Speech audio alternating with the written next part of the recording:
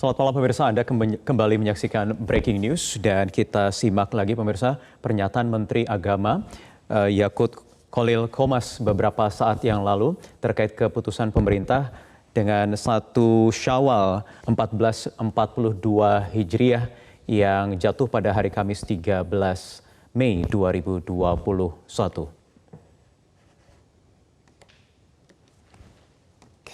Ya pemirsa, kita ke informasi berikutnya. Larangan mudik yang ditetapkan pemerintah sebagai upaya untuk mengurangi risiko penularan COVID-19 sepertinya tidak berjalan efektif di lapangan. Sejak dimulai operasi penyekatan pelarangan mudik 6 Mei hingga 10 Mei kemarin, aparat keamanan telah memutar balik sebanyak 104.370 kendaraan.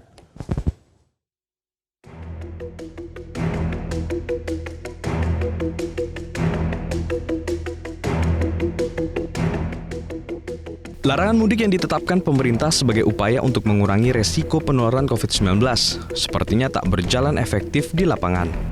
Sejak dimulai operasi penyekatan pelarangan mudik 6 Mei hingga Senin 10 Mei lalu, aparat keamanan telah memutar balik sebanyak 104.370 kendaraan yang tersebar di 331 titik penyekatan dari Palembang hingga Bali. Angka ini pun diyakini terus mengalami kenaikan. Bahkan yang paling disayangkan, terjadi 2 kali peristiwa pemudik motor nekat menerobos pos penyekatan di Kedung Waringin Bekasi dan Tanjung Pura Karawang, Jawa Barat. Kurangnya petugas ditengarai tak mampu membendung membludaknya pemudik motor. Di sisi lain, Menko Perekonomian sekaligus Ketua Komite Penanganan COVID-19 dan Pemulihan Ekonomi Nasional Airlangga Hartarto mengungkap sebanyak 4.123 pemudik terkonfirmasi positif COVID-19 melalui tes acak yang dilakukan petugas di sejumlah posko penyekatan. Dan operasi ketupat kemarin, jumlah pemudik yang di random testing dari 6.742, konfirmasi positifnya 4.123 orang. Dan dilakukan isolasi mandiri 1.686 orang dan dirawat 75 orang. Sementara itu, Menteri Kesehatan Budi Gunadi Sadikin mewaspadai terjadinya lonjakan COVID-19 pasca Lebaran. Meski kapasitas tempat tidur isolasi dan ICU masih 3 kali lebih besar dari kapasitas tempat tidur isolasi dan ICU yang didedikasikan untuk COVID-19, Menkes berharap tidak terjadi ledakan COVID-19 di luar kapasitas agar keterisian tempat tidur atau bed occupancy rate tidak mengalami krisis. Jadi dari status yang ada sekarang, yang ada masuk di rumah sakit, kita masih punya room 2 kali lipat di atasnya. Kalau toh pun naik nanti kasus konfirmasinya. Dan kalau itu ketembus, kita masih punya kapasitas rumah sakit yang kita bisa konversi menjadi tempat COVID, itu 3 kali di atasnya. Sejumlah epidemiolog pun mewanti-wanti kemungkinan terburuk bisa saja terjadi melihat saat ini penambahan kasus COVID-19 masih stagnan dan tak terjadi penurunan setelah mencapai puncak gelombang pertama COVID-19 di akhir Januari lalu. Apalagi kepulangan para pekerja migran Indonesia ke tanah air yang jumlahnya ribuan per hari tak dibarengi dengan karantina yang cukup berpotensi membawa virus dengan varian baru dari luar negeri. Tim Liputan, Metro TV.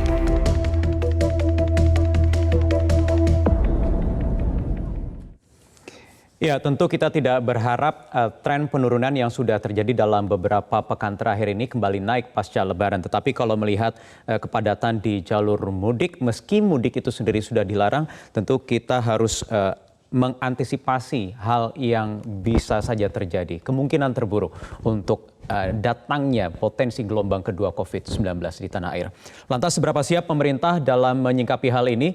Kami akan bahas dalam perbincangan berikut ini bersama Kepala Bidang Komunikasi Publik Satgas COVID-19 Heri Trianto, kemudian ada epidemiolog Griffith University Australia Diki Budiman, dan pakar kebijakan publik Agus Pambagio. Selamat malam Bapak-Bapak.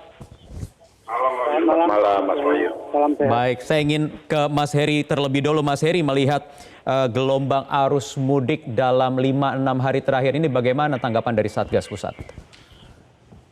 Ya, seperti sudah ditayangkan tadi di tayangan sebelumnya ya, memang ada kenekatan-kenekatan yang dilakukan oleh masyarakat, terutama yang melalui jalur darat, dan beberapa kali memang aparat melepaskan karena begitu besarnya arus masyarakat yang nekat kayak gitu. Tetapi memang setelah itu dilakukan penyekatan berikutnya gitu. Ketika satu titik lepas, di titik berikutnya akan berusaha dilakukan. Tetapi mungkin kita yang harus lihat ini secara keseluruhan, Mas Wahyu, bahwa peniadaan mudik ini memang secara kumulatif menekan lalu lintas orang ya, yang baik lewat udara, lewat darat maupun lewat laut. Lewat darat ini memang banyak persoalan, tetapi kalau lewat udara sebenarnya terjadi penurunan penumpang yang sangat signifikan, itu hampir 93%. Itu yang sedikit memberikan harapan. Tetapi yang kita waspadai memang pemudik yang melalui darat, terutama di Pulau Jawa, atau kemudian yang menyeberang ke Pulau Sumatera. Ini memang benar-benar kita waspadai, dan di Satgas sekarang sudah mulai berhitung kira-kira apa antisipasi apa yang akan dilakukan, termasuk mengantisipasi pemudik yang lolos ke kampung halaman. Dan malam ini pun kita juga sedang mempersiapkan sebuah cara baru untuk mengantisipasi ini. Apa itu, Mas? Ya, seperti disampaikan oleh Pak Doni, kita akan memberlakukan mikro lockdown dengan kriteria yang lebih ketat. Jadi 5 rumah dalam satu RT itu terpapar, maka itu wajib RT yang bersangkutan melakukan lockdown untuk jangka waktu tertentu, dan kemudian mengisolasi mereka, kemudian mengkarantina masyarakat di sekitarnya sampai situasi atau penularan bisa dikendalikan. Iya, jika tidak terkendalikan kan yang repot sebenarnya juga tim Satgas Pusat begitu. Mas Heri, kemarin kami juga sempat berbincang dengan Pak Agus, di sini juga ada Pak Agus. Kenekatan pemudik yang bisa lolos dari penyekatan itu karena memang legal standingnya payung hukum aturan larangan ini juga tidak kuat, hanya surat edaran begitu SI. Apakah ini tidak dipertimbangkan sejak awal antara Satgas dan juga pemerintah? Ya, jadi sebenarnya legal standing yang dimaksud itu ada juga instruksi Menteri Dalam Negeri juga yang saling berhubungan, kemudian keputusan Menteri, kemudian ada juga surat edaran dari Satgas. Dari berbagai macam diskusi bahwa ini dianggap cukup gitu ya untuk memberikan payung hukum terhadap Satgas di daerah untuk melakukan tindakan-tindakan yang diperlukan. Tapi yang jauh lebih penting sebenarnya adalah mempersuasi publik agar mengerti sebenarnya kenapa pelarangan mudik atau peniadaan mudik itu dilakukan. Nah, itu memang ada sebagian kecil masyarakat yang tidak bisa mengerti dan tidak mau mengerti, sehingga mereka tetap berbondong-bondong pergi ke kampung halaman mereka. Ya, oke. Saya ingin bergeser ke Kang Diki dari Australia, melihat apa yang terjadi di dalam negeri di Indonesia ini seperti apa. Kenapa ini bisa terjadi semua? Banyak warga yang nekat bahkan melawan petugas di pos-pos penyekatan. Yang lebih mengerikan lagi, kemarin dari 6 ribuan orang pemudik yang diperiksa di tes COVID-19, 60%, sekitar 4.000 sendiri yang positif. Kang Diki. Ya, pertama tentu kalau bicara pembatasan atau rencana pembatasan dalam hal ini antisipasi arus mudik, sebetulnya idealnya dilakukan jauh sejak awal. Ya. Sejak awal ini maksudnya sejak awal tahun. Sehingga masyarakat sendiri jadi punya opsi, dan pemerintah memberikan juga solusi, solusi bahwa ini ya kalau tidak pulang dia akan ada opsi di kotanya seperti apa ya, ada apakah beberapa bentuk kompensasi lah. Nah, ini saya kira hal yang bisa mengantisipasi dari awal. Tapi pada faktanya tentu kita tahu bahwa ini mendekati Ramadan ini kebijakannya akhirnya difirm bahwa tidak boleh atau dilarang mudik, dan tentu kita tahu juga bahwa sebagian dari masyarakat sudah bergerak. Nah, ini kembali bahwa tentu dipengaruhi bahwa kondisi tahun kedua ini adalah ada akumulasi ya secara psikis ya dari publik terkait dampak dari pandemi ini, yang antara lain adalah bahwa mereka berada dalam situasi yang sulit dan terdampak secara ekonomi, sosial, dan lain sebagainya. Karena kita ini sudah 1 tahun dalam level yang disebut dengan community transmission. Ya. Jadi leveling transmisi ini itu adalah yang terburuk sebetulnya. Yang terburuk. Dan itu sejak April. sudah 1 tahun. Jadi kalau bicara level community transmission yang artinya itu arti sederhananya itu adalah kita tidak bisa mendeteksi sebagian besar kasus dan tidak bisa mendeteksi juga sebagian besar sumber infeksinya gitu atau klasternya. Dan ini jadi bom waktu. Sehingga kalau melihat ini sebetulnya yang disebut dengan tadi Kang Heri mengatakan bagus sebetulnya ada micro lockdown atau tapi kalau dalam level community transmission itu nggak efektif. Harus total mau tidak mau. Makanya dalam usulan saya untuk memitigasi dampak yang buruk setelah pasca liburan ini kita PSBB. Tapi PSBB-nya nggak bisa sebentar, harus serentak PSBB. Setidaknya ada hal-hal subaturan di dalam PSBB itu yang perlu diperketat tidak misalnya Kang Diki karena ini kan kita antisipasi hal yang terburuk karena sudah banyak orang yang migrasi dari ibu kota ke daerah. Misalnya mungkin diperketat lagi larangan penggunaan transportasi publik atau mungkin tempat-tempat fasilitas umum atau pusat perbelanjaan atau tempat wisata yang seharusnya ditutup atau bagaimana misalnya menurut Anda? Sebetulnya begini, karena saya terlibat dalam pembuatan ininya ya, undang-undang kekarantinaannya beberapa tahun lalu. Dan sebetulnya arti secara regulasi dari PSBB itu sebetulnya hampir mirip lockdown. Karena benar-benar nggak ada aktivitas sosial, itu nggak ada. Kalau dirujuk ya regulasinya benar. Jadi betul-betul seperti kota mati sebetulnya itu arti dari PSBB yang ada di regulasi kita. Nah, yang kita lihat yang tadi Kang Wahyu sampaikan itu sebetulnya adalah persepsi yang yang disebut dengan PSBB modifikasi gitu, yang sebetulnya nggak sesuai regulasi. Saya bisa sampaikan itu karena saya terlibat walaupun tidak sampai tuntas ya dalam proses itu. Tapi saya sudah berdiskusi lalu dengan pejabat di Kementerian Kesehatan yang juga melahirkan itu, yang bertanggung jawab penuh, sama kita pemahamannya gitu. Jadi ini yang artinya saya usulkan PSBB itu adalah sesuai regulasi dan itulah yang akan efektif. Nah, dan tentu. Tapi prakteknya di lapangan tidak berjalan dengan efektif. Permasalahannya itu Kang Diki. Iya.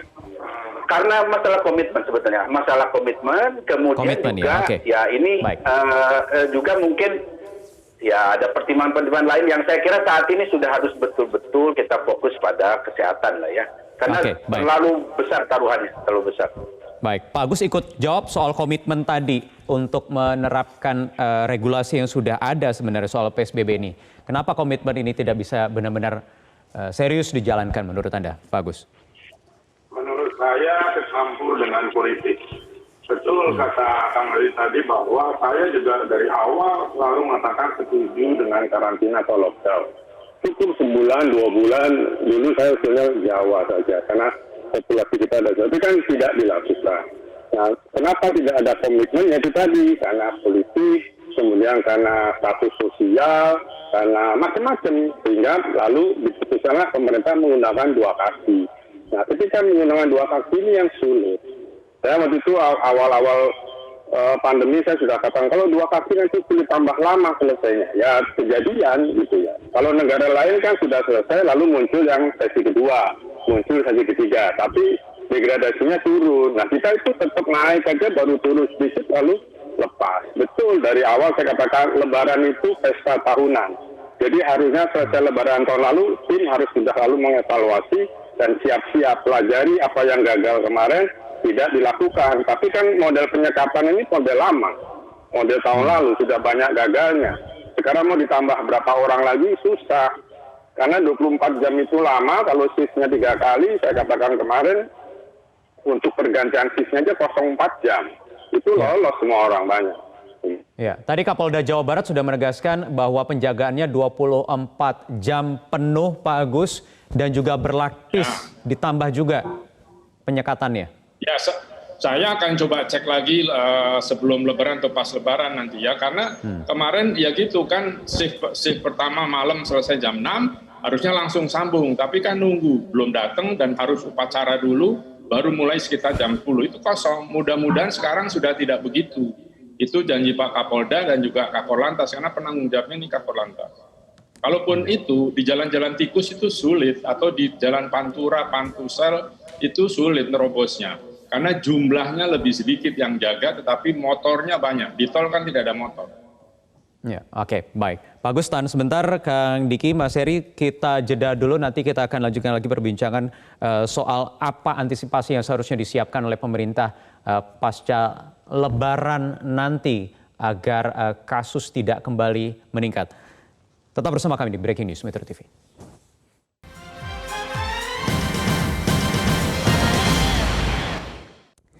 Kembali di Breaking News, saya ingin kembali ke Pak Agus Pambagio. Pak Agus, kita masih punya 1 hari sebelum Hari Raya Lebaran Kamis nanti. Ada tidak kira-kira terobosan yang masih bisa diambil oleh pemerintah untuk menyikapi supaya angka kasus COVID-19 ini tidak kembali naik lagi tinggi? Misalnya semakin diperketat aktivitas masyarakat di ruang-ruang publik atau apa?